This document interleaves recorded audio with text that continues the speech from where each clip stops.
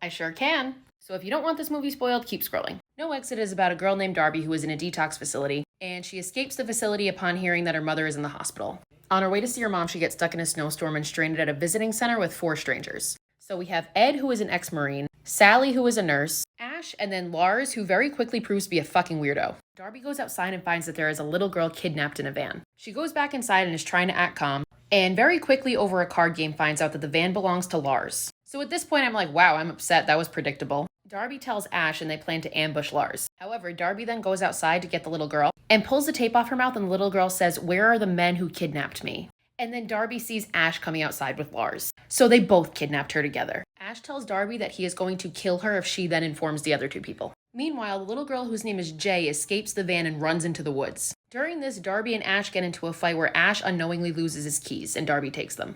Ash and Lars then convince Darby at gunpoint to help find the little girl and lure her out of the woods. While doing that, they reveal to Darby that the reason they kidnapped the girl is because they're going to sell her into trafficking. Darby makes a run for it and Ash shoots at her, which finally alerts Ed and Sandy that something is wrong. The girl ends up making it back to the cabin and finding Ed and Sandy, and Darby beats Ash and Lars back and they all lock themselves in. So now these 2 are locked outside and Ed is trying to negotiate with them. During this time, we find out that Jay is very sick and needs her medication, which Ash and Lars have. However, Ash and Lars then find out that Darby has their keys. So during this struggle, Jay, who passed out, wakes up and recognizes Sandy as her maid. So second plot twist is that Sandy is also involved. She met these 2 on the internet and she thought that they were ransoming the girl to get money. And Darby reveals to her that they're actually selling her into human trafficking. Ed, Sandy's husband, is absolutely horrified. He is the only one who was innocent and had no idea. And during the chaos, Ash shoots and kills him. And also shoots and kills Sandy. Prior to them getting into the cabin, Darby hid the keys. So now that these 2 are dead, Ash takes Darby and literally nail guns her hand to a wall. When Darby first learned about the girl, she texted 911, but they didn't have any cell phone service, so they didn't think it went through.